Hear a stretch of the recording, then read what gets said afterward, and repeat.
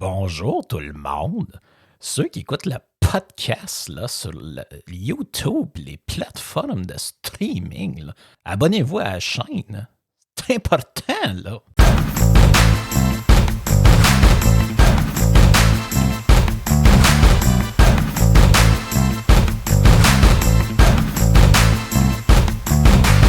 Salut tout le monde, c'est le trio économique. Ceux qui nous écoutent sur les plateformes de podcast, totalement gratuitement, sans pub. Si jamais vous voulez voir les vidéos, vous les retrouvez sur YouTube, évidemment, maintenant sur Facebook également. Mais il y a de la publicité, c'est l'inconvénient. Merci aussi aux gens qui sont sur Patreon, qui eux autres ont le trio économique tout de suite quand c'est sorti du four, juste après le steak and eggs le matin. Frank, il sort le trio économique ensuite sur Patreon. Merci de nous supporter, sérieusement. C'est le feature. C'est un des features préférés de la semaine qu'on fait de notre côté. C'est là qu'on prend vraiment plus le temps de discuter de sujets en profondeur. Autant que je bitch Vincent chaque semaine qu'il faut reconnaître qu'il y a quand même une bonne mémoire et une culture très intense d'un point de vue économique. Là. On n'est pas si préparé que ça d'avance, donc de le voir citer des sources comme ça assez rapidement, je pense qu'on peut mesurer toute l'étendue de son cerveau. Malheureusement, ben c'est ça. C'est un prof d'université, là, je veux dire. Il a ses faiblesses aussi. Là, on l'endure pendant 1 heure, mais c'est grâce à son intelligence qu'on est capable d'endurer si longtemps. Fait que, à ce point, on commence à l'instant. Peut-être juste rajouter que les gens qui nous écoutent là, en audio sur Apple, Google, je ne sais pas si on peut le faire, là, mais sur Apple Podcast et sur Spotify avec votre téléphone, vous avez une option là, pour laisser une note ou un commentaire. Ça, c'est bien plaisant parce que c'est ça qui fait augmenter là, dans l'algorithme le référencement du podcast. Fait qu'un podcast qui n'a aucune note, ben, les gens qui ne le connaissent pas ne le verront jamais passer. Un qui a 150 notes, ben, les gens vont le voir plus passer, puis etc. Oui, puis les gens sur YouTube, on est quoi, rendu 36 épisodes, 37, même un peu plus, 40 même, je pense, 40 épisodes. Ouais, au moment où ça va sortir, ça va être le 41e. Ouais, c'est ça. Fait que regardez la playlist. Vous les avez toutes dans la playlist parce qu'on en met du stock sur la chaîne YouTube, on s'entend. Là. Mais si vous aimez ce qu'on fait, prenez le temps de remonter la playlist là, du tout premier épisode. Le contenu est toujours aussi sharp. Fait que have fun. Exact. Ouais, fait que on parle plus rarement d'actualité dans le podcast, mais quand on en parle, c'est pour élargir sur des affaires un petit peu plus intemporelles. Là.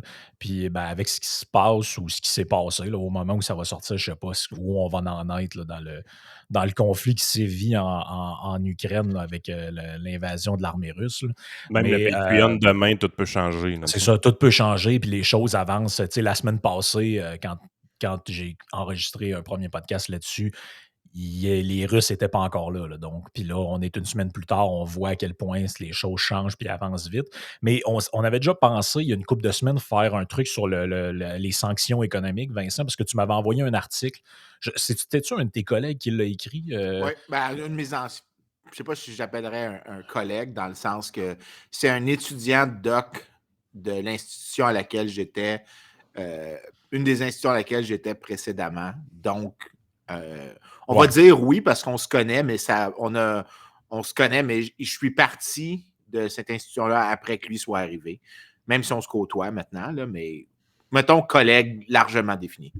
Exact. Puis dans cet article-là que j'avais consulté au moment où tu me l'as envoyé, c'était.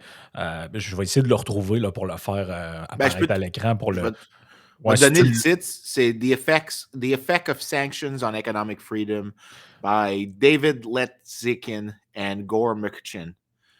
Social Science Quarterly. Je peux même t'envoyer le lien dans le chat. OK, parfait. Dans le chat, je vais le faire apparaître à l'écran au moment où on parle. Comme ça, les gens peuvent retrouver plus facilement les références. Donc, on le voit apparaître actuellement à l'écran. C'est ça, David et Gore qui ont écrit cet article-là. Puis Tu veux, grosso modo, tu veux pas t'essayer ces noms de famille, non, hein? c'est ça, les noms de famille, je ne m'essayerai pas. À ce temps, je fais ça quand je suis plus sûr de ma prononciation. Je laisse faire les noms comme ça. Ça m'évite de manquer de respect au monde si jamais ça vient à leur oreille. Mais dans le fond, ce qui expliquait là-dedans, là, de mémoire, là, puis tu pourras compléter là, évidemment sur ce que je raconte, là, mais de mémoire, ce qui expliquait là-dedans, c'est que l'effet désiré par les sanctions euh, était pas difficilement mesurable, mais c'est que dans le fond, plus souvent qu'autrement, ce qu'on avait, c'était l'effet inverse. C'est-à-dire qu'on instaure des sanctions économiques envers des pays en se disant avec ça, ils vont modifier un comportement qu'on juge néfaste d'un point de vue international, soit des relations ou dans le cas d'un conflit militaire ou quoi que ce soit. Puis généralement, ça a plutôt l'effet inverse que dans le fond, ce que ça fait, c'est que comme le gouvernement du pays qui subit les sanctions se sent menacé et est menacé d'un point de vue économique, il y a souvent un power grab qui se fait à ce moment-là, puis les gens qui sont au pouvoir se cramponnent encore plus au pouvoir. Le gouvernement prend de plus en plus de place dans l'économie parce qu'il essaie de compenser.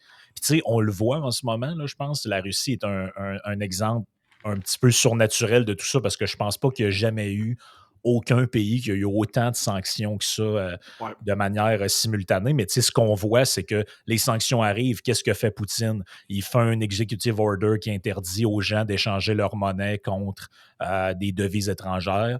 Il passe toutes sortes de règlements pour essayer de tempérer ça. Mais ça, ce que ça fait, c'est que ça réduit la liberté économique des gens qui sont là-bas, puis ça renforce justement l'emprise au pouvoir, l'emprise sur les leviers politique du dirigeant qui est en place. Donc, dans le fond, ça peut avoir même un effet de radicalisation. Là. On le voit un peu même dans des pays comme la Corée du Nord, tout ça. Peu importe ce qu'on fait d'un point de vue international au niveau de l'isolement économique, des sanctions, même Cuba, peu importe. Est-ce qu'il y a un seul pays qui s'est dit, bon, vu qu'on me fait des sanctions, j'ai compris le message, je vais devenir une démocratie libérale? Je pense pas que... Non. La réponse, c'est que le problème, c'est que là, il y a comme deux aspects quand on considère les sanctions. Le premier, c'est que le coût des sanctions, c'est le dommage que le pays qui sanctionne s'impose parce que tu coupes des échanges. Mais tu as Exemple, aussi présentement, que le prix du baril de pétrole qui est rendu à 112$. ça serait un des exemples pour le pays qui impose les sanctions. Mais tu as aussi des coûts importants pour les populations des pays qui subissent les sanctions. Exact. Il y a une tonne d'articles scientifiques sur, par exemple, il y en a un, par exemple, qui est très connu dans Journal of Law and Economics par Dominic Parker. Ça s'appelle Unintended, je vais mettre le lien pour Frank, ça s'appelle Unintended Consequences of Sanctions for Human Rights. Et ce qu'il montrait, c'est par exemple avec un cas très connu, le cas du Congo, qui a eu des sanctions pour abus de droits humains. L'effet que ça a eu des sanctions, c'est que ça a réduit la qualité de vie des gens là-bas, mais pas la qualité de vie des warlords. On va-tu jusqu'à dire que ça a tué du monde? Oh oui, oui. La réponse, c'est que la mortalité infantile a eu dans le cas de l'Irak, je pense qu'il y a vraiment eu des gens qui sont morts là, de ça. Là. Entre autres pour l'approvisionnement en médicaments. Puis, écoute, par exemple, Cuba, c'est clair que l'embargo sur Cuba doit avoir des effets négatifs. Ça ne veut pas dire qu'ils sont nécessairement très gros, mais le point, c'est qu'il y a des coûts qui sont associés à des sanctions. Maintenant, il faut considérer c'est quoi le bénéfice des sanctions. Et le bénéfice qu'on propose souvent aux sanctions, c'est qu'ils vont inciter des changements de comportement de la part des dirigeants des pays qui sont sanctionnés. Dans le cas de la Russie, ce qu'on dit, c'est qu'on pense qu'éventuellement les oligarques pourraient déplacer Poutine puis remplacer le dirigeant, par exemple. Oui, si tu es néoconservateur, par exemple, aux États-Unis, tu vas penser qu'il va y avoir un regime change, comme les Américains disent. Mais ça peut être aussi juste que l'agression arrête. Le problème, c'est que c'est que là, la question, c'est on sait c'est quoi les coûts, puis il n'y a pas vraiment de débat sur les coûts. La question, c'est quoi est-ce que les bénéfices sont là? Et ce qu'on observe, c'est qu'en règle générale, il n'y a pas l'air d'avoir de bénéfices qui se matérialisent des sanctions. Parce que souvent, une des réponses des dirigeants, c'est qu'ils vont double down. Donc, puisque le coût est déjà imposé et que ce n'est pas certain s'ils vont les enlever, parce que des fois, il y a toute l'économie politique de comment tu enlèves les sanctions. Sanctos fallacie qui vient jouer un peu ici. Là. Exactement. Parce donc, que, le dirigeant si on revient à l'exemple russe, mettons 2 secondes, là, concrètement, ce que tu dis, c'est que Le gouvernement russe, eux, ce qu'ils se disent, c'est ouais, mais même si demain matin, j'annonce que, garde, c'est correct, on sortir, tout ça, il va y avoir un discours qui va s'installer de comment on peut faire payer à la Russie ce qu'elle a fait. Donc, on garde les Yep. sanctions, on garde. Fait que là, tu te retrouves dans Un une double situation down. où tu es doublement perdant, là, tu sais, c'est Ouais, puis de leur l'analogie. point de vue. Là. Ben, l'analogie qu'on utilise, c'est souvent dans les cours de Crime and Economics. Donc, on a des cours de Social Economics où est-ce qu'on essaie de questionner comment est-ce que les gens commettent, par exemple, des crimes. Puis tu as Gary Becker qui avait écrit là-dessus.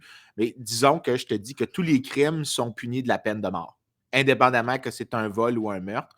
Ben, dès que tu commets un vol, Tu vas pour pas tuer la personne. tu vas peut-être tuer la personne pour éviter de faire ça. Donc, des fois, si les sanctions sont tellement sévères que tu peux avoir des gens qui vont. Puisque le coût marginal maintenant d'une sanction additionnelle est beaucoup plus petit au net, ben, tu vas en commettre davantage. Donc, l'effet des sanctions, ça peut être quelque chose de similaire à ça, où les dirigeants des pays qui sont sanctionnés double down ou se servent de la situation pour consolider des pouvoirs maintenant parce que tu as enlevé des options. Au final, le cas que je pense qu'on peut dire, ça, de l'article avec lequel tu as l'idée, Frank, justement, lui, ce qu'il montre, c'est que en règle générale, ça ne veut pas dire toujours, mais la moyenne est généralement que les dirigeants réduisent l'espace des libertés économiques et des libertés politiques davantage que s'il n'y avait pas eu les sanctions. Donc, Mhm. l'idée ici, c'est que je pense que les sanctions sont assez minimes en termes d'effets positifs, ont des coûts très importants.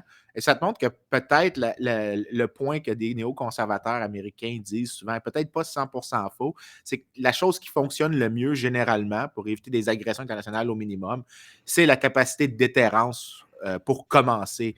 Donc, tu Ouais. ne peux pas vraiment solutionner le problème une fois que c'est matérialisé. Tu pouvais uniquement être sur tes gardes pour empêcher qu'ils surviennent en premier lieu. Dans la logique Chine-Taïwan, c'est peut-être ça aussi qui se passe un peu, dans le Yep. sens que les sanctions économiques ont peut-être peu d'utilité pour convaincre Poutine de rentrer dans ses terres. Par contre, pour Xi, de son côté, il envahira peut-être pas le Taïwan tout de suite. Là.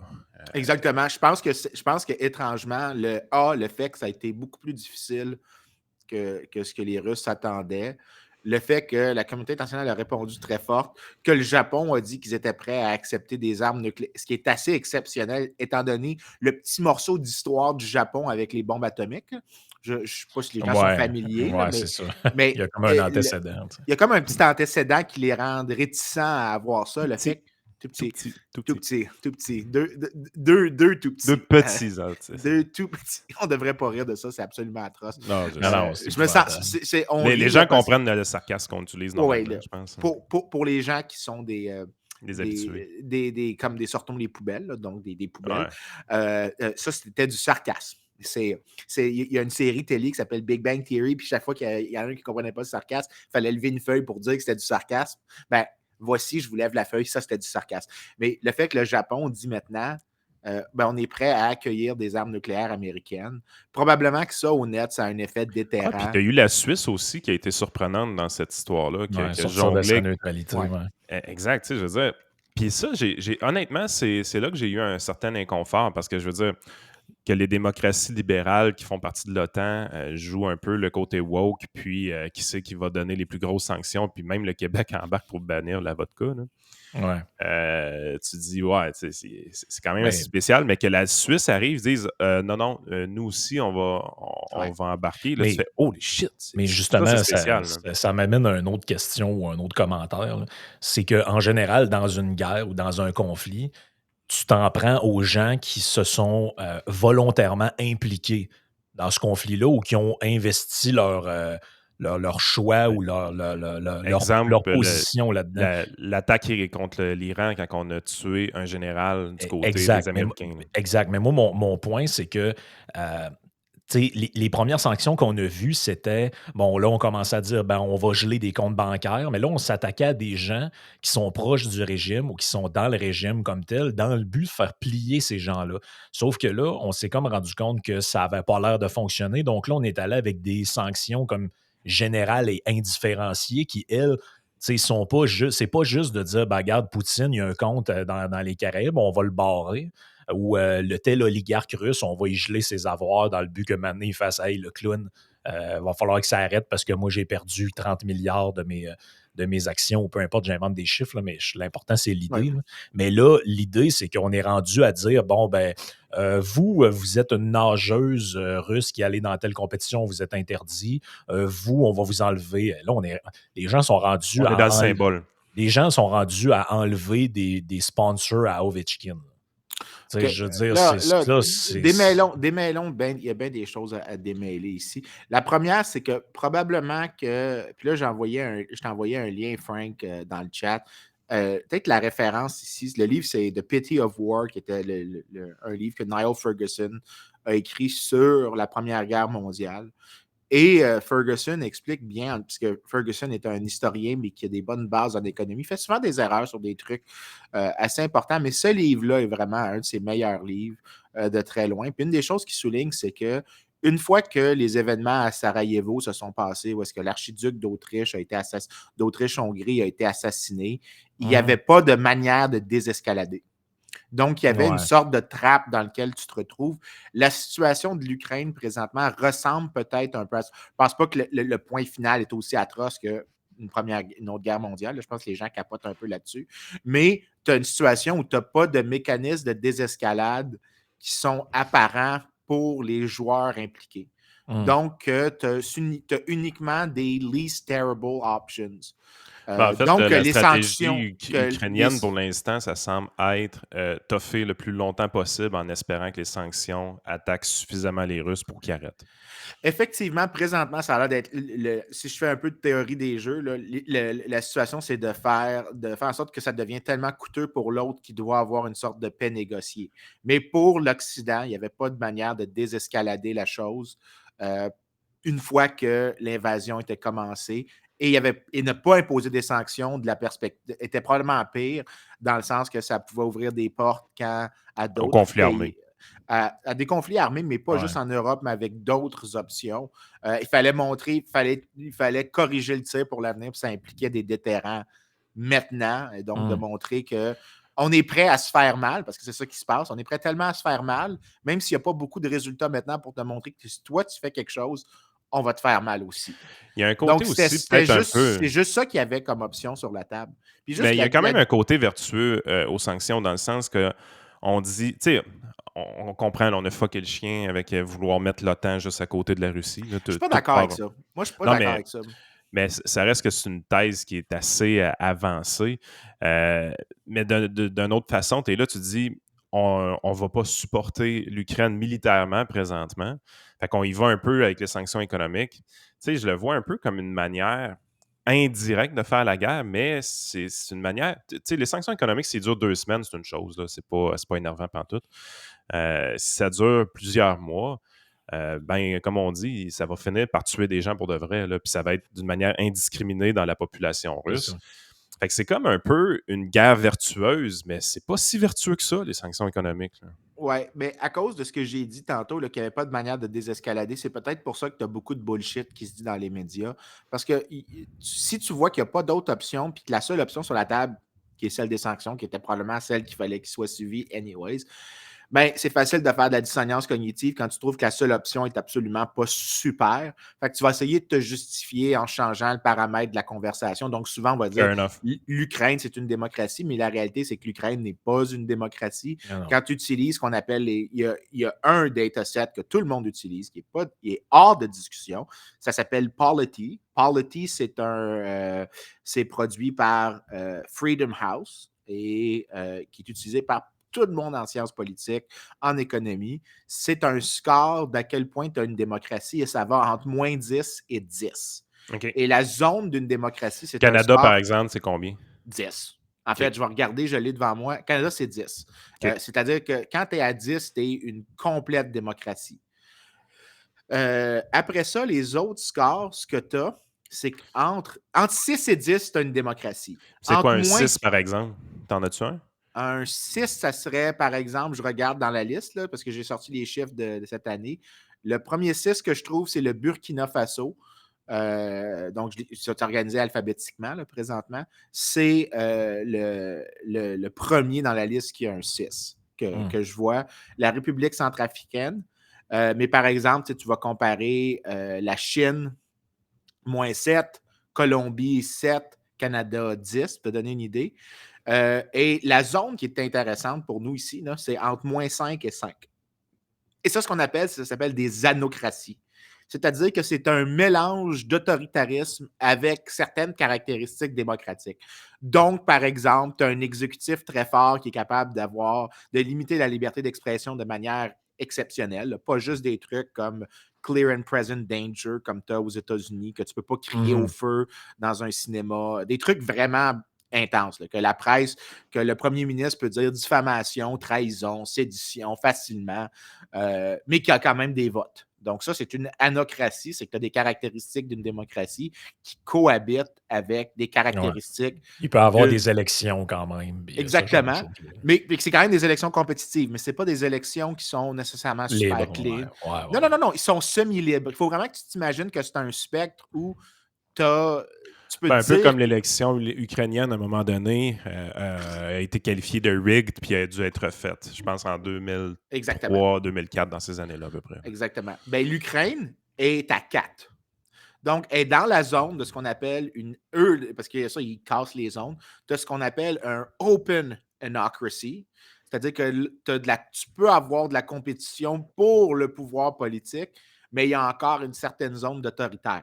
Non, c'est sûr que si tu compares l'Ukraine avec la Russie, mettons, je vais juste nommer un pays comme ça pour, je ne sais pas Au pour quelle hasard. raison, au hasard, la Russie a le même score dans le Polity, la dernière édition, Ah oui, que c'est un 4? l'Ukraine. C'est un 4. Les Ah, deux j'aurais sont... pensé la Russie plus faible que ça, Mais tu sérieux. sais, Non. mais C'est sûr qu'il y a des choses que ils ne peuvent pas mesurer. Ah non, c'est ça. Par exemple, le fait que Poutine assassine. Ben, par définition, tout ce qu'on ne sait pas, on ne peut pas le mesurer, là. C'est ça. Il y a Mais des choses, on a vu des journalistes mourir. ben Maintenant, oui, on peut pas. Je veux dire, une organisation internationale qui utilise une base de données qui essaie de créer une base de données crédible ne peut pas essayer de faire des imputations qui ne savent pas si c'est vrai. ben, c'est ça. Mais Donc, comme je dit comprends, mais ouais. au final, ce que je suis en train de dire, c'est mettons que la Russie était 2 fois pire, donc son score était, disons, 2 ou 1. Mais la différence, c'est pas dramatique, c'est dans la même type de C'est dans famille. la même zone. Mais Donc, est-ce que au vous vous final, rendez dans ce compte, non, cas-là, mais juste 2 c'est secondes, que tu Vincent, est-ce te que vous vous retrouves rendez avec... compte qu'on vient de dire que, puis ça, je pense que si on pose, c'est un excellent exemple, si on posait cette question-là aux gens qui ont une opinion en ce moment là, sur ce conflit-là, est-ce que vous pensez que l'Ukraine est une plus grande démocratie que le Burkina Faso? Moi, je pense que 100% des gens répondent Oui. oui.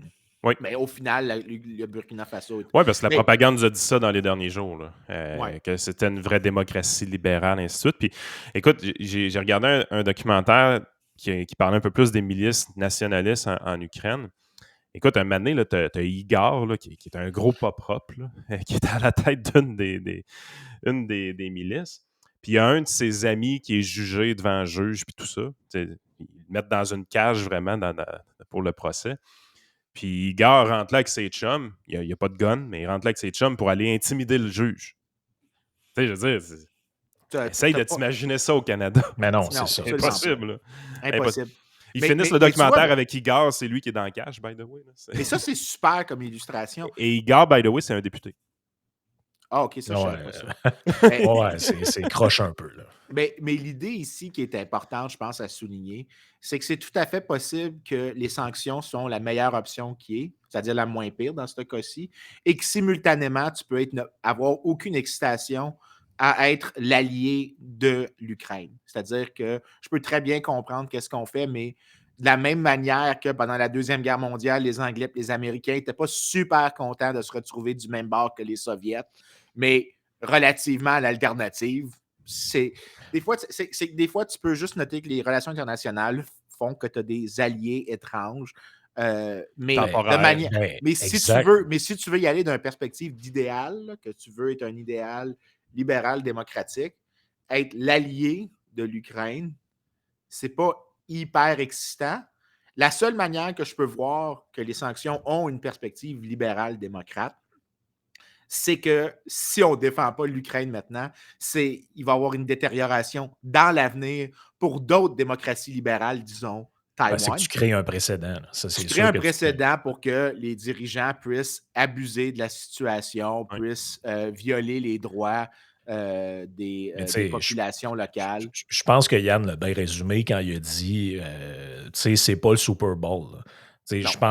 je pense que malheureusement, beaucoup de gens considèrent que comprendre et expliquer quelque chose, c'est excuser quelque chose, alors Ah, que c'est Ouais, ça. alors que c'est c'est ça. pas il y a un chemin entre les 2 logiques qui a pas de bon sens, là. L'idée, c'est, tu sais, on peut très bien analyser la Deuxième Guerre mondiale ou la Première Guerre mondiale puis dire, par exemple, ben, écoutez, je sais pas moi, j'y vais avec des trucs génériques, là, mais regardez les traités qui ont été signés après la Première Guerre mondiale, le fait de refiler une facture à l'Allemagne, ça a augmenté un ressentiment à l'égard de d'autres pays européens. Ça a provoqué, entre autres, ça a facilité la montée du nationalisme allemand, ça a mis Ah ouais. Hitler, etc. Puis ça a créé ça ne veut pas dire que je suis en train d'excuser le fait que Hitler a envahi la Pologne. Tu sais, Ah, c'est ça que le problème, c'est qu'à un moment donné, il faut comprendre les choses, il faut analyser les choses, il faut parler de ça rationnellement. Puis c'est pas parce que parce que là, je sais ce qui se ouais, passe puis je dans vais la tête rajouter de un beaucoup de bémol à ce que gens. tu dis, Frank. Là. On n'est pas obligé non plus d'être expert. Là. Tu sais, je veux dire, Exactement. moi, Puis, depuis une semaine, on en parle du conflit à Radio X, puis ce qui me fend le cul en quatre, là, c'est de ne pas arrêter de nous faire dire bon, c'est ça, tu es rendu un expert là-dedans. Non, je ne suis pas un expert. Seule affaire, c'est que je suis intéressé, j'essaie de comprendre, je suis un peu à l'aise d'en parler plus que je lis. Puis le discours que j'ai, c'est exactement ce que Frank vient de dire. Je ne suis pas pro-Ukraine, je suis encore moins pro-russe. Mais ce qui est fascinant, c'est quand tu arrives, tu te dis, regardez l'autre côté de la médaille de tout ça, le rôle que l'OTAN a eu à jouer là-dedans, qui est nous autres, là, carrément. Là. Hey, là, tu es là, tu te dis, ben, c'est ça, toi, t'es payé par la Russie, t'es un Russe. Ben oui, mon nom, c'est Ivan Drago, calvaire. Tu sais. OK. ça devient lourd. Là. Vincent, Ben tu écoute, nous as partagé un Relaxé. livre. ouais, ben en fait, ça, c'est la partie qui m'énerve un peu présentement dans les médias. C'est qu'il y a une sorte de conversation, effectivement, où on nous demande de prendre un côté, Exact. alors que moi, je veux dire, la manière dont je le vois, c'est le livre que je viens de partager, qui est écrit par Tom Schelling, qui était le Nobel d'économie, si je ne me trompe pas, 2005. Mais Schelling est connu pour avoir écrit plusieurs modèles de game theory, notamment l'espèce d'idée de mutually assured destruction. Donc, c'était correct de continuer d'accumuler des armes nucléaires parce que tu créais un déterrent dans lequel, si tu avais son analogie, c'est que tu avais deux personnes qui grimpaient une montagne, mais qui étaient attachées ensemble, tu ne pouvais pas empêcher à l'autre de grimper sans le faire tomber lui parce que la corde le ferait tomber après Ouais, une ouais, ouais. distance, au même titre que toi, tu devais grimper pour pas que lui te fasse tomber. Donc, les deux, vous étiez attachés ensemble. C'est une analogie qui fonctionne, mais Schelling a vraiment expliqué cette logique-là en utilisant ce qu'on appelle de la théorie des jeux. Bien, ça s'applique présentement dans le conflit. Et la raison pour laquelle on peut dire que la moins pire des options, c'est ce qu'on fait présentement, mais que ce n'est pas une option excitante, c'est tout à fait possible de voir qu'on a déjà perdu la situation, qu'il n'y a pas de outcome qui est, qui est une amélioration relativement au statu quo. Tous les cas, c'est des détériorations, mais qu'il peut y avoir des pires détériorations, notamment si ça envoie un signal qu'il n'y a pas de déterrence pour des agressions contre d'autres démocraties libérales, disons, parce que, tu sais, je vais envoyer les scores à Frank pour qu'il puisse les mettre, mais l'Ukraine, la Russie étant deux anocraties, Taïwan, qui la Chine regarde très attentivement. Il faut noter qu'il y a eu l'admission par Reuters, via un rapport par Reuters hier, que la Chine avait fait collusion avec avec la Russie. Donc, la Chine était au courant et ils avaient demandé de retarder l'invasion après les Olympiques. Donc, la Chine est clairement en train de regarder ce qui se passe en Ukraine pour voir quelle serait la réaction potentielle pour une invasion ou une tentative de strong harm, je ne sais pas c'est quoi l'expression en français, mais de s'attaquer à Taïwan. Mais Taïwan, et là c'est très clair, Taïwan a un score de 10 sur le Polity Score, ce qui Ah en ouais. fait une parfaite démocratie. Taïwan est une démocratie 100% ouverte. Il y a des élections compétitives. C'est un full democracy. Il n'y a aucun doute là-dessus. Et si ce que ça fait, c'est que pas faire ce qu'on fait présentement ouvre la porte à des agressions de la part de la Chine vers Taïwan ou la part de la Russie vers d'autres pays, comme par exemple des agressions renouvelées contre voyons, la, la, la Géorgie, parce qu'ils l'ont déjà fait par le passé, mais la Géorgie a un 7 sur le score de Polity, ce qui en fait une démocratie, pas une pure démocratie, mais ça en fait un régime démocratique. Ce que j'allais dire, Vincent, là, pendant que je regarde la liste, là, du moment que tu n'es pas à 9 ou 10, tu commences quasiment déjà à être à une place spéciale. Quand tu dis que le Pakistan est à 7, là, moi, le Pakistan, c'est pas nécessairement un endroit que je souhaiterais vivre. Non, en effet, je suis pas en train de dire. Fait que quand tu commences à être en bas de 5, là, c'est que tu es vraiment un régime spécial. C'est pour ça que si on regarde dans le contexte de l'OTAN, les pays qui ont adhéré à l'OTAN, qui ont fait chier la Russie, les pays baltes, Estonie, Lettonie. Estonie, tu es à 9, Lettonie, tu es à 10. Le troisième, c'est Lituanie. Lituanie, tu es à 10. Fait que j'ai pas By the way, par les sanctions, on est en train de faire aussi chier ces pays-là. Je ne sais pas si les gens sont au courant, là, mais il y a des produits qui sont labelés russes, mais sont produits dans ces pays-là. Ouais, exact.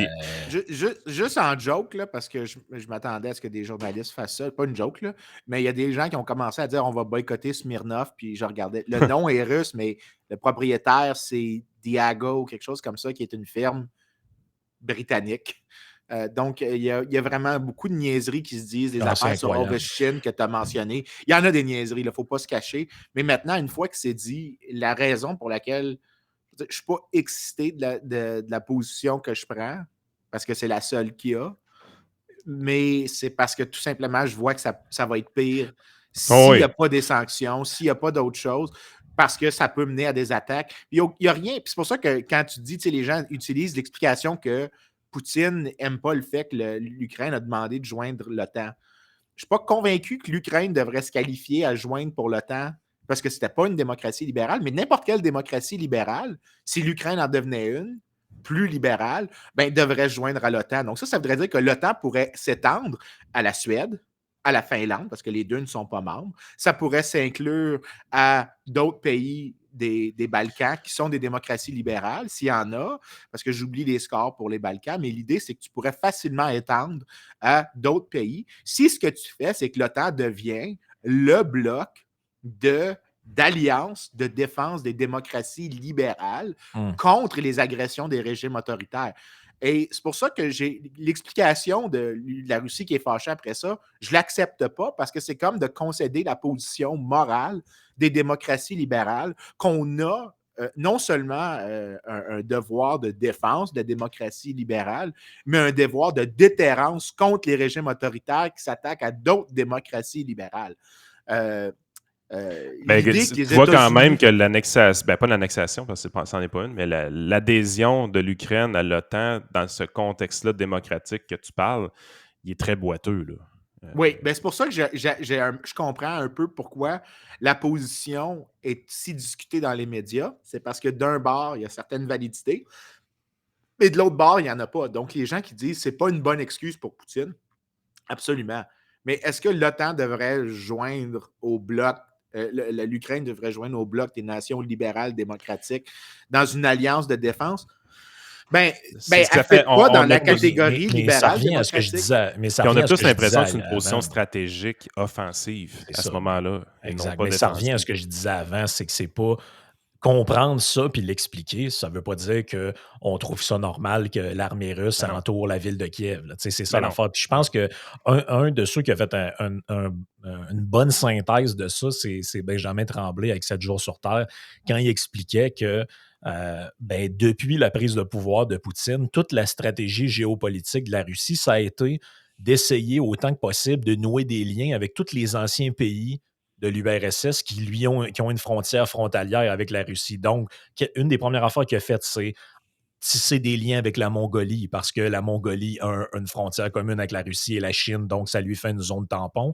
Il a essayé de faire la même affaire avec plein d'autres pays, et dont l'Ukraine, jusqu'à l'espèce de renversement qu'il y a eu là, 2014. En 2014. Et c'est depuis ce temps-là que le bordel est pris dans la région, entre guillemets. Donc, en fait, l'idée, c'est juste d'essayer de comprendre la perspective de l'autre, pour pouvoir. Parce que les espèces de lectures de genre Ah, mais il est rendu fou, c'est Ah, Hitler, non. on comprend rien avec ça. Il n'y a aucun Non. conflit qui s'explique par la maladie mentale. Là.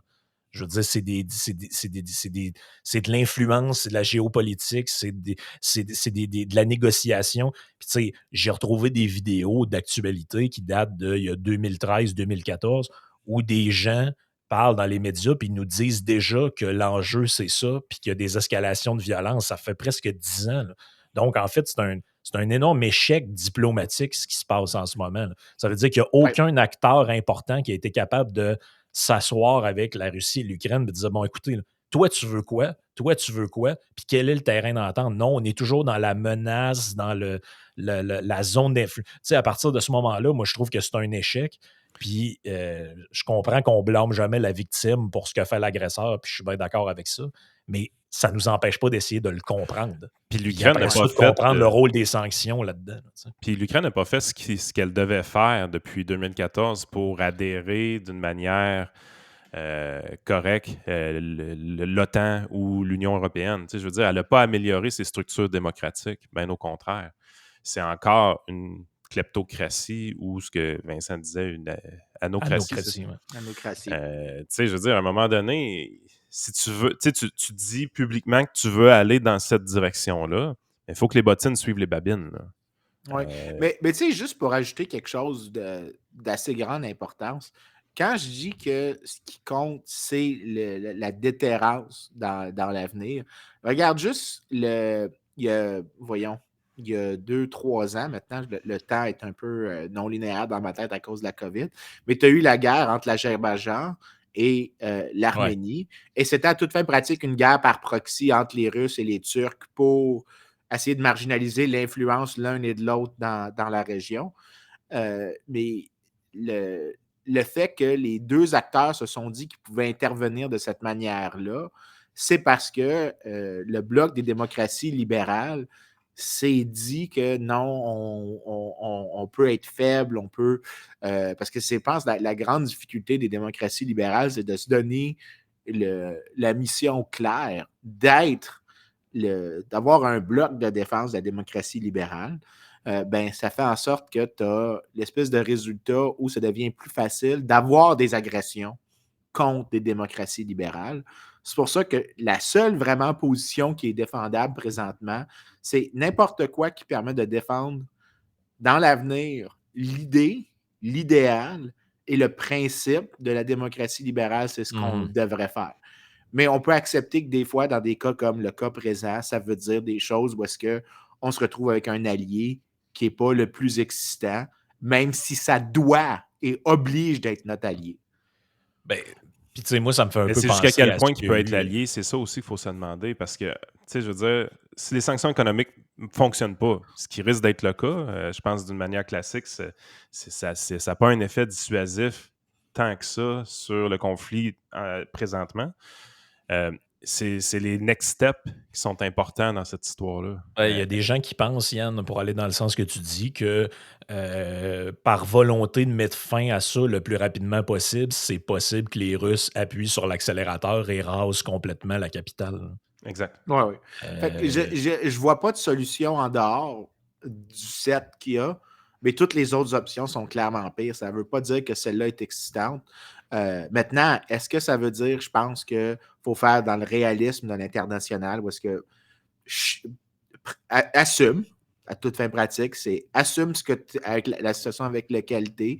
Puis ça veut dire que tu as un allié de la même manière que les Britanniques étaient zéro excités d'avoir les Soviets de leur bord, mais comme Churchill avait dit, if Hitler invaded hell, I would have a nice thing to say about the devil. Right? Moi, je pense que ironiquement, c'est la genre de ironiquement dans tout ça, situation. Envoyons-leur des armes. Je comprends la logique. Envoyons-leur du soutien. Punissons la Russie le plus possible, de telle sorte que ça envoie un message à la Chine de ne pas attaquer d'autres démocraties libérales dans la région, mais aussi qu'on pourrait peut-être même aller plus loin, de les punir pour ce qu'ils font aux Ouïghurs dans l'est du pays, dans l'ouest du pays, excuse-moi. Ça, c'est l'autre hypocrisie dans l'histoire, dans le sens que là, on a l'impression qu'il y a une guerre sur la planète, alors que c'est pas le cas. Ouais, Ben non. écoute, il y a eu. Mais l'ironie de tout ça, moi, je pense que ça peut très bien être que ce soit les Chinois qui mettent fin au conflit. Parce que les Chinois ont des intérêts en Ukraine et aussi en Russie très importants à cause de toutes sortes de raisons, des pipelines, des chemins de fer, etc. Et le régime chinois est potentiellement le seul qui a une ascendance au niveau de la diplomatie avec la Russie. Parce qu'eux, ils n'ont pas encore mis de sanctions économiques à la Russie, Hmm. la Chine.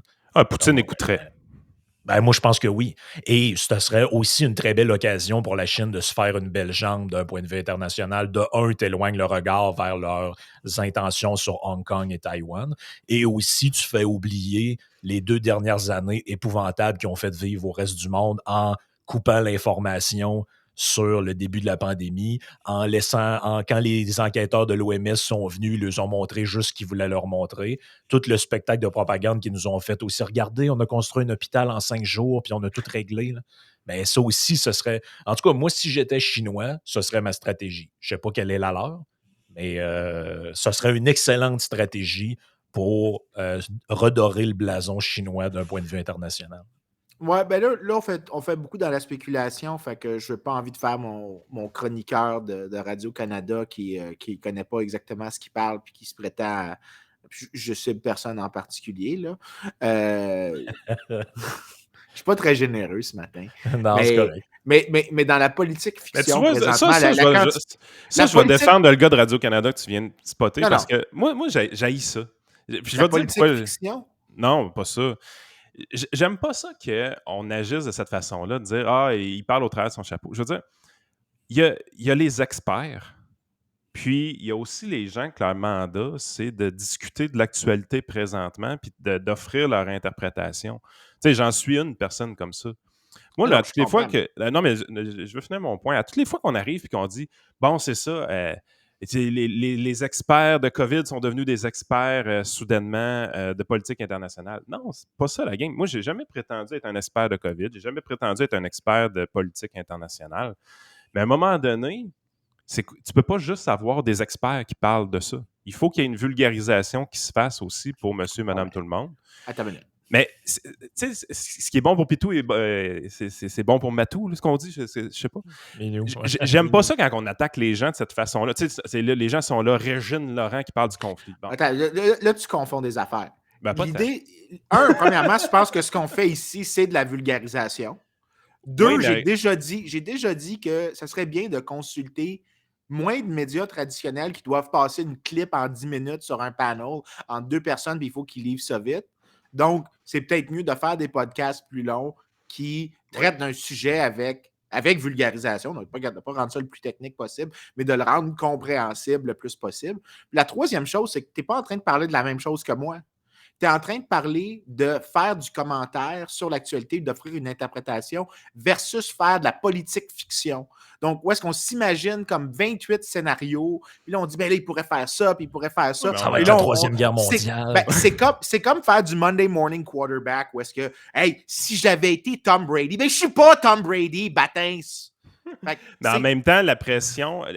Mais regarde, je vais le mettre autrement, Vincent. De tout ce qu'on met sur la chaîne YouTube, ce qu'on fait avec le trio économique, c'est ce qui est souvent le moins populaire.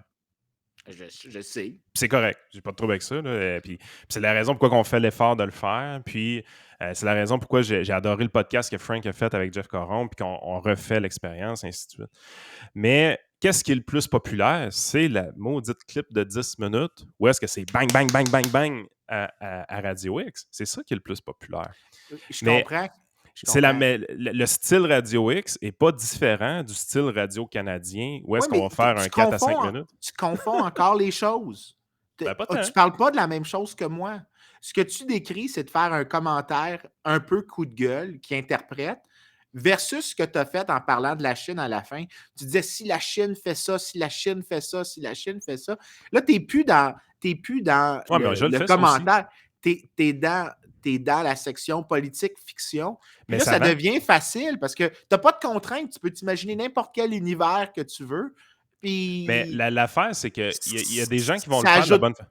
Oui, Écoute, il y a peut-être une manière de le faire, mais oh, ce il y a, que je dis, c'est il y a qu'en certainement règle une manière. générale, c'est mal fait. La question que je me fais poser le plus comme conseiller financier, là, conseiller en sécurité financière pour l'AMF, la chose que je me fais poser le plus, c'est Yann, qu'est-ce qui va arriver cette année? Bon. Fait que là, qu'est-ce qu'on fait? Ben, on répond à la question. Mais on met les scénarios sur la table. Il peut se passer ça, il peut se passer ça. Tout est probable, tout est possible. Rien n'est certain. Quand tu as cette approche-là, tu peux en faire de la politique fiction ou tu peux en faire de la finance fiction, peu importe, ou de l'économie fiction. Le problème, puis là, je vais être d'accord avec toi, c'est ceux-là qui affirment avec certitude on s'en va en Troisième Guerre OK. mondiale. T'es D'accord. cave. OK, OK. ça, là, ce que OK, tu je viens suis de faire là, d'accord. c'est cave. Mais ton exemple de la finance, je comprends ce que tu essaies de dire, mais tu réalises qu'il y a quand même des contraintes quand tu fais des scénarios fictifs.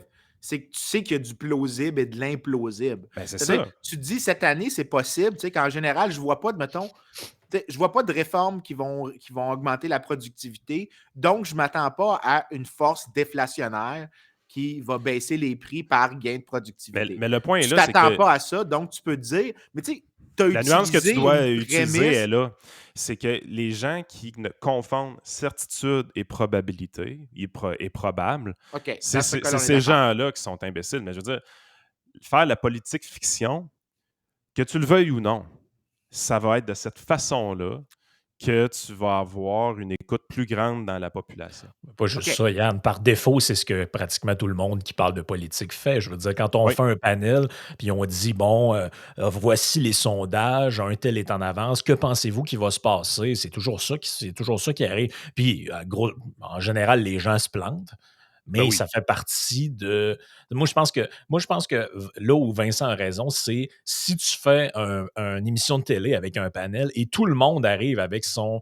euh, tout le monde arrive avec le même scénario. Voici ce qui va arriver. Les Dans Russes vont faire certitude. ça dans la certitude. Mais si tu invites 4 personnes différentes avec des perspectives OK. différentes et puis que quelqu'un dit ben, moi, je suis plutôt d'avis que le conflit risque de s'éterniser pour toutes sortes de raisons, et puis que là, tu as une perspective variée. Moi, je pense que là, ça devient équilibré. Puis Mais j'aime entendre Frank nous dire que ce qui peut arriver avec la Chine, c'est la Chine qui vient jouer aux diplomates dans l'histoire. Oh, Parce by que. the way, cette affaire-là, c'est pas moi qui viens de l'inventer de ma Non, tête. c'est Je l'ai Jeff. lu. Non, mais je l'ai lu dans plusieurs articles Exact. qui circulent, là. Mais OK. j'aime l'entendre parce que ça te permet. Tu sais, il y a toujours différentes façons d'analyser une problématique. Il y a le passé historique, le passé récent, l'actuel, puis le futur. Fait que c'est sûr, quand tu vas jouer dans le futur, tu es en train d'imaginer un jeu d'échecs, tu es en train d'imaginer certains scénarios qui se mettent en place. Tant aussi longtemps que ça reste dans le probable. Puis l'approche que Frank avait eue quand il l'a dit, de dire ben, la Chine pourrait venir jouer aux démocrates, tout ça, il n'est pas en train de dire la Chine va tout régler ça. Ceux-là qui sont caves dans le discours public, c'est ceux-là qui vont dire ça. Moi, je l'ai vu là, au début du conflit. Là. Ben, c'est ça, là, on est en Troisième Guerre mondiale. Ouais, prends tes pelules, buddy. Là. OK. Ouais, Regarde. ben, il y a une émotivité Mettons dans un qu'on peut. conflit qui est patente, là. Tu sais, je veux dire, moi, ça me fait Je penser me suis un peu amusé à avec ce qui toi, Vincent, un peu. Mais moi, Non, ça c'est me correct. mais moi, ça me fait C'est une penser bonne à ce qui s'est discussion. passé en Syrie, là. Tu sais, quand on a vu le conflit à les rebelles en Syrie, et cetera, ben, au début, le discours nous est planté comme ça: «Bachar al-Assad, c'est un malade mental. Il y a des gens qui se rebellent contre le pouvoir, il faut supporter le C'est pouvoir». un malade mental. Puis là, tu es comme: «Bon, OK, Bachar al-Assad, c'est un spécial, c'est un tyran, c'est un autoritaire, c'est un malade mental». Par exemple, je suis allé voir sur le terrain, puis l'hypothèse la plus probable, c'est probablement que si lui tombe, ben, c'est ISIS qui ramasse le pouvoir. Ah, il y avait Euh, 4 pouvoirs, je pense. Il y avait 4 axes dans cette Hey, bataille-là. Là. c'était Ouais. ultra compliqué, mais en général, comment les choses nous sont vendues, c'est Satan affronte le petit Jésus. Et c'est pour ça que. Non, mais moi, Ah j'ai ouais, vu c'est des ça. journalistes du Ouais, ouais. Québec moi, j'ai vu des journalistes du Québec nous faire des égos, des égéries de Zelensky. Quel homme, regardez, c'est Ouais. incroyable. Mais regarde, Basé sur des peut-être. photos truquées, by the way. Tu sais, Non, mais ça m'arrive, attends une tu minute, dis, attends une minute. Je pense que là, on peut faire la distinction qu'on devrait faire. Parce que quand je dis que j'aime pas ça, la politique fiction, c'est parce que tu t'imposes aucune contrainte, tu peux dire n'importe quoi. Mais Ouais. peut-être aussi, c'est peut-être aussi des fois que les chroniqueurs, puis les gens qui font de l'analyse souvent dans les médias oublient qu'ils doivent avoir une sorte de Northern Star, ton étoile du Nord qui te guide tout le temps, que tu as un principe fondamental, c'est que tu veux des démocraties libérales fortes et riches.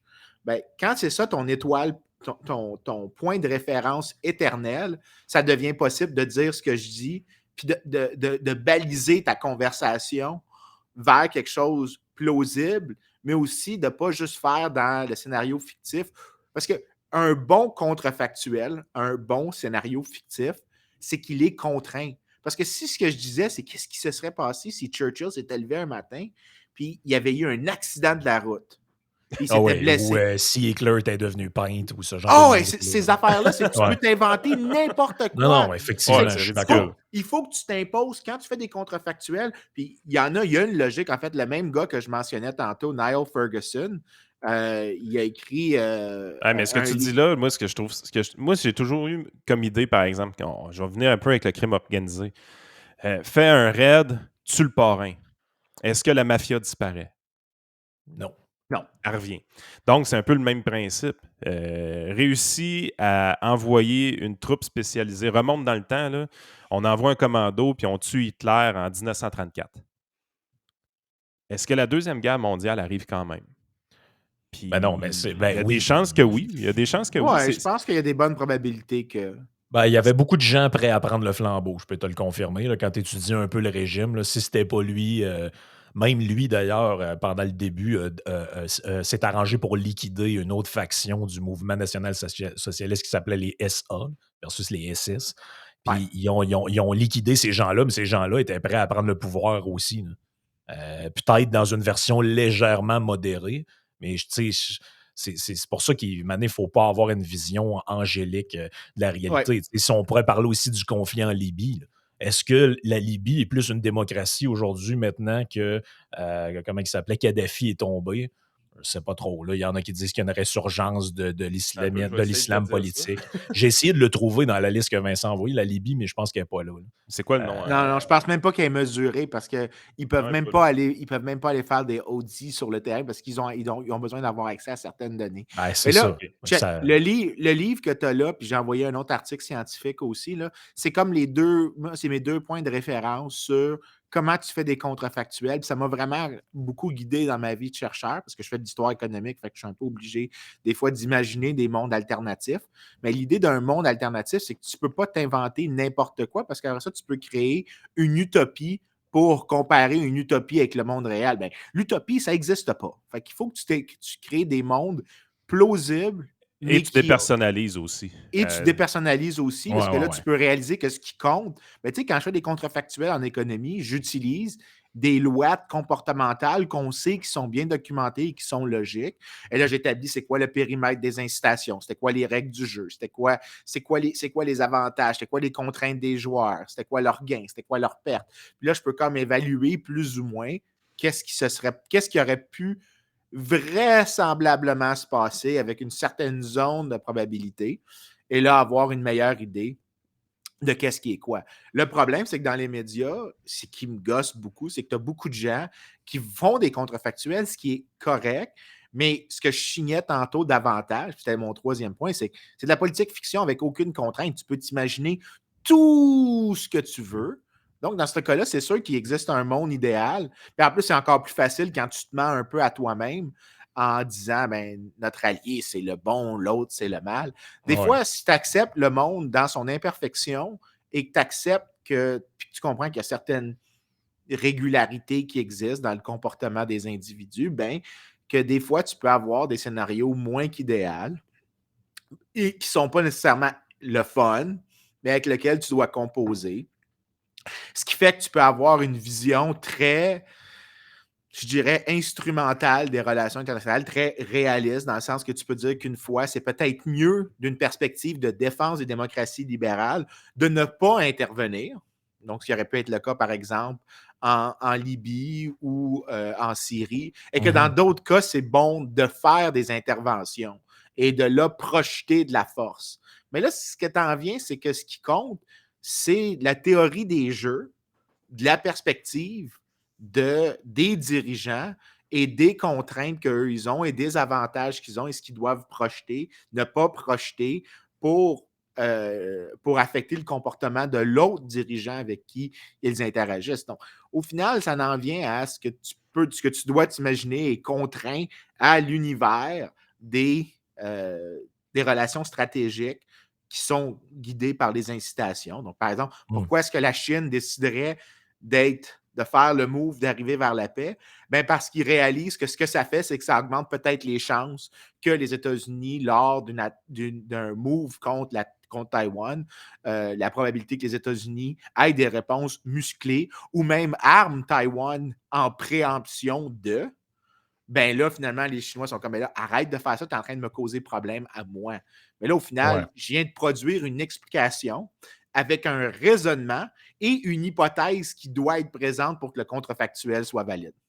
Donc là, exact. je me suis balisé dans ma conversation. Tu n'as pas ça à Radio-Can. Puis, tu ne pourrais pas l'avoir n'importe où parce que le clip de 10 minutes, Ouais, le temps l'impose, là, c'est ça je l'affaire. m'excuse, là, mais quand je disais tout le temps, arrêtez de consommer les nouvelles en continu, tu prends le verbatim d'une heure de nouvelles en continu, tu peux lire cette information-là en 1 minute 45 secondes. C'est ridicule la quantité d'informations qu'on étend sur une longue période avec du visuel. Je comprends que Ouais, le ouais. visuel a une certaine valeur, mais tu n'apprends littéralement rien en écoutant des shows de cette manière-là. Généralement, les shows qui fonctionnent, les shows dans lesquels tu vas avoir le plus d'informations qui te sont données par unité de secondes écoutées, ça va être des entrevues, des podcasts, des revues, des livres, des articles de magazines. Le reste, généralement, ça te donne juste. Écoute, la meilleure manière d'avoir tes nouvelles, là, c'est lis Reuters ou l'agence France-Presse. Le reste, les analyses, trouve-les de sources qui prennent le temps de discuter. Écoute pas les nouvelles en continu. Ah, Ça ça, ne te donne rien. Ça te donne absolument rien. Puis ces panels-là, généralement, c'est là que j'arrête d'écouter à 100% parce que ça ajoute rien. Ah non, c'est sûr que si on prend l'histoire, par exemple, que Thomas Gerbet a sorti sur la demande d'accès à l'information, il a demandé à la santé publique du Québec Ah, s'il avait donné des justifications pour scientifiques avec l'aide de l'INSPQ pour l'imposition d'un couvre-feu. La réponse est non. Il a envoyé une cochonnerie caviardée.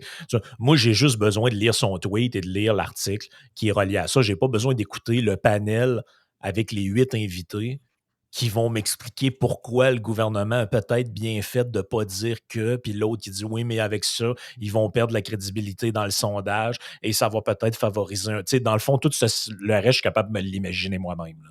oh Tu ouais, sais, tu te mets, je peux aller dans la douche et avoir plus de contenu à penser que ce que je vais avoir appris en écoutant le Club des Ex. Je m'excuse, là, mais c'est probablement le segment. Mais je comprends pourquoi les gens l'écoutent. Ah Je ouais. comprends que ce qu'on est, il y c'est a une qu'on est des petits, facilité. on est des petites mouches qui sont attirées vers le conflit entre pundits. Puis le conflit entre pundits, c'est du miel, puis ça nous fait triper, puis on trouve ça le fun. Mais en réalité, c'est un miel empoisonné de la perspective d'accumuler plus de savoir. Ça ne t'ajoute rien, même si c'est Ouais. plaisant de voir deux personnes se crêper le chignon. Mais ça reste qu'il y a quand même une réalité qui est quand même assez indéniable, là. Ça ne changera jamais, ça, la nature de l'être humain.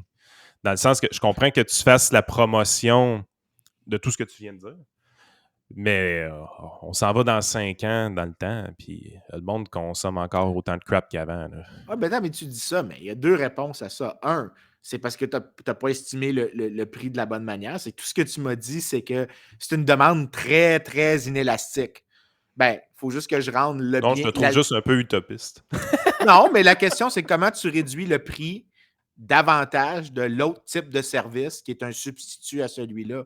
C'est peut-être aussi juste parce qu'il y a des gens qui, dans leur expertise, prennent plaisir à être inaccessibles. J'en ai rencontré des économistes puis des chercheurs que pour eux, le grand plaisir de leur vie, c'est de se placer au-dessus de tout le monde, de rendre leur savoir inaccessible. Moi, je ne prends Ben, pas regarde, plaisir à ça, puis je prends énormément d'efforts à essayer de dumb down le plus ben, possible. remonte à 1 an dans le temps, je te fais la proposition de créer ce podcast-là, qui était un coup de tête, là, ce qui est généralement le cas de ma petite balle de ping-pong qui se promène dans ma tête. Là. Fait que je dis, hey Vincent, ça te tenterait-tu de. Combien d'économistes me disent oui réellement? Zéro. Tu sais, c'est Zéro, un- parce que un- c'est difficile de communiquer, mais si tu réduis le prix de communiquer des trucs scientifiques comme nous, on essaye de faire ici, OK, fine, ça ne veut pas dire je sais que ce n'est pas le produit le plus écouté du channel, mais au ouais. final, Ben, il est on quand le même pas rend. mal écouté. Ben, c'est ça, je veux dire, relativement à d'autres contenus, je suis sûr qu'on est quand même assez bien écouté de manière soutenue parce qu'on essaye de réduire le coût pour les auditeurs. Ça, ce que ça veut dire, c'est qu'on est dans la zone, on essaie de se déplacer le plus possible le long de la courbe de demande pour arriver à la quantité. Nous, on a décidé c'est quoi la quantité qu'on voulait produire parce que nous, on a dit notre coût est plus bas que toutes les autres. Fait qu'on va essayer de produire ça à un prix tellement bas que là, on va convaincre des gens à faire le switch vers nous autres. Ben, il faut juste qu'on trouve la zone dans laquelle on convainc les gens de se déplacer vers notre service à nous.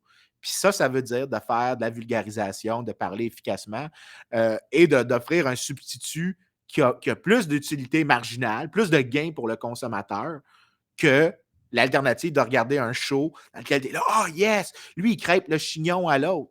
C'est littéralement un effort entrepreneurial de notre part de communication de savoir. Puis ça nous aura pris 41 épisodes à te trouver un micro qui avait du bon sens. Là. Ben écoute, on continue d'essayer, mais c'est un effort entrepreneurial. Puis le résultat, c'est qu'on a quelque chose de beaucoup plus intéressant que ce qu'on aurait eu autrement, puis qu'on a ajouté de la valeur pour un paquet de monde. Puis la réalité, c'est que le nombre augmente d'épisode en épisode. Donc, au final, on est en train d'attirer des gens. Fait que si le nombre augmente et que ce n'est pas un truc steady, ça veut dire que notre part de marché augmente. Ce qui veut dire qu'au final, on est en train soit de réduire notre prix pour d'autres personnes parce qu'on devient meilleur, ou que puis on est capable de baisser le prix d'une minute de nous écouter, ou bien ce qu'on est en train de faire, c'est qu'on est en train d'attirer des gens en leur montrant un produit qui est généralement moins coûteux que les alternatives par unité de savoir. Puis ça, c'est important. Puis ça, c'est plus pertinent que d'écouter des nouvelles en continu ou d'écouter un panel à TVA, Radio-Canada. Mais pourquoi tes collègues ne font pas plus de choses comme ça? Je veux dire, on le voit là, avec toi, là, vous êtes des sources de savoir qui sont quand même très rationnel, très peu biaisé aussi. Très peu de partisanerie. Il y en a un peu. Là, il y a toujours un peu de partisanerie. Il y en a tout le temps un peu. Là, mais je veux dire, avoir accès, je veux dire, ce que Frank et même Jeff Fillion a fait avec Jeff Caron dans les dernières semaines, je veux dire, ils nous ont fait découvrir un gars qui y a-tu un PhD sûrement? Il enseigne à l'université. Je veux dire, en sciences politiques, c'est fluide, ça se rend bien, tu es capable de l'écouter pendant 1h30. C'est le fun. C'est vraiment le fun de démocratiser ce genre de personnes-là. Ça je pense que c'est le rôle là, qui est. J'ai un début de réponse à ta question, puis peut-être Vincent. Ouais, vas-y, Frank, parce que moi, je ne sais pas c'est quoi ma réponse à ça. Quand j'étais à l'université, moi, je voyais ça commencer, là, les podcasts. À l'époque, c'était beaucoup les TED Talks. C'est beaucoup eux autres qui n'ont pas inventé les podcasts TED Talks, mais c'était beaucoup eux qui étaient populaires. Donc, les TED Talks. Puis j'avais eu une conversation avec un prof à l'Université Laval, puis je disais, tu sais, il y a un mur très étanche entre la population générale et ce qui se passe à l'université. J'ai dit, tu sais, nous autres, on fait des maîtrises, des doctorats, ça va s'en aller sur une tablette et jamais personne de la population va lire ce qu'il y a là-dedans, va voir ce qu'il y a là-dedans. Puis là, à l'époque, je disais, tu sais, ça serait intéressant, mettons, de transformer un mémoire de maîtrise en essai ou ce genre de truc-là. Puis je disais, un moyen qui pourrait être intéressant, c'est le podcast. Ce que j'ai fait. Mais le moyen qui pourrait être intéressant, c'est de faire un podcast. Puis là, le professeur va dire, hey, c'est une bonne idée. Puis là, il était un peu enthousiasmé par ça. Puis pas longtemps après, je lui parle. Et le projet qu'il avait commencé à mettre sur pied, c'était un genre de podcast de philo fait par un prof de Montréal. Mais techniquement, complètement. Tu sais, c'était comme écouter Radio Galilée. Et puis moi, mon point, je disais, oui, mais l'objectif, c'est de sortir les connaissances de l'université pour les amener à un public plus large, pour leurs enfants profiter, parce que je pense que tout le monde gagne à ce que ça arrive. Et puis eux, ce qu'ils ont essayé de recréer, c'est un produit qui va n'être écouté et qui peut n'être écouté que par une clientèle strictement universitaire. L'université à la maison. Là, j'ai dit, ben parfait, vous avez compris l'idée, mais vous avez aucunement compris le principe. Et puis là, c'est là que moi, j'ai eu l'idée par moi-même de faire autre chose avec le résultat que ça a donné. Mais moi, il y a une coupure, je pense, entre le monde universitaire et le monde réel. Le monde réel ou le monde des je pense le vrai monde. Il y en a des podcasts sur toutes sortes de sujets qui sont intéressants. Non, mais tu sais, il y en a beaucoup des podcasts qui sont super intéressants. Mais il y en a un là, d'un gars, je parle de philo parce que je connais plus ça, mais il y en a un qui est un des podcasts les plus populaires au Canada qui s'appelle Philosophy This, qui est super bon. Mais tu sais, ceux qui font ça puis qu'il n'y a aucun succès, en général, c'est parce qu'ils font ça de manière très, très très, très académique. Puis, tu sais, pour comprendre, il va falloir que tu aies lu les 18 livres suivants. Moi, je C'est pense pas que c'est pas. Freakonomics. Ouais. Moi, je pense que c'est pas comme ça qu'il faut y arriver. Puis peut-être la solution passe un petit peu par ce qu'on fait, par ce qu'on fait. Au lieu d'avoir, mettons, 3 profs d'université qui font un podcast ensemble, ben, c'est d'avoir quelqu'un qui est dans l'entreprise, c'est d'avoir quelqu'un d'autre qui fait autre chose et d'avoir quelqu'un qui est purement un universitaire pour justement ramener des fois la conversation ailleurs, pour amener des réflexions qui sont peut-être plus représentatives de ce qu'un individu moyen aurait comme réflexion par rapport à ce qui vient d'être amené. Ah, puis des fois, Ouais, mais... l'universitaire mérite d'être ramené sur le plancher des vaches aussi. Tu sais, Ouais, ben, en fait, les là, j'ai... universitaires pensent qu'un auto, ça s'assure de 2 bords différents. Là, tu sais. Go fuck yourself. Il y a 4 hypothèses en parlant que je pense qui sont vraies. La première, c'est que c'est facile pour un universitaire de penser que tout le monde a son expertise. Parce que c'est Oui. ça que tu fais à journée longue. Fait que c'est vrai que je suis sûr que si j'avais fait ça tout seul, ce qu'on fait maintenant, ça serait pas aussi bon parce que le nombre de fois qu'Yann me ramène sur. Ben là, ça veut dire quoi, ça? Puis, tu sais, ça me force à faire un petit effort de ne pas aller trop vers la conversation que j'ai avec mes collègues versus réaliser qu'il y a 2 conversations simultanément. La même conversation que j'ai avec 2 groupes différents. Un, c'est avec des gens qui s'attendent à ce que j'avance la conversation plus loin. Puis la prochaine unité de conversation, c'est genre une découverte ou une bonne interprétation ou un fait additionnel. Alors que l'unité dans la conversation avec le grand public, c'est de faire découvrir l'état de l'autre conversation. C'est-à-dire qu'il faut Ben, que en tu fasses fait, la bonne marche. Ça, c'est ce que la je première remarque chose. souvent, ce que je remarque souvent dans ta façon d'expliquer les choses, ce qui manque souvent, c'est un exemple concret. Ouais, tu vois, regarde, ça, je te dirais que c'est peut-être une des raisons que tu as peu d'académiques, parce que moi, je les vois dans ma tête, les exemples, puis c'est évident de ma part, juste parce que j'ai le modèle dans ma tête, puis je sais c'est quoi que le modèle devrait donner comme exemple, puis je sais où trouver les exemples à cause de ça. Mais la deuxième raison, c'est peut-être aussi qui choisit de devenir académique. Généralement, les gens qui choisissent de devenir académique, tu as un certain set de caractéristiques où est-ce que tu dois être prêt à t'isoler beaucoup pour lire énormément. Ça veut dire certaines caractéristiques antisociales. Dans mon cas, Oui. mes caractéristiques antisociales, c'est que j'aime pas l'univers Les gens. politique. J'aime pas dealer avec d'autres êtres humains. Si je peux limiter mon cercle d'interaction dans une journée à ma famille et une dizaine de collègues, je suis content.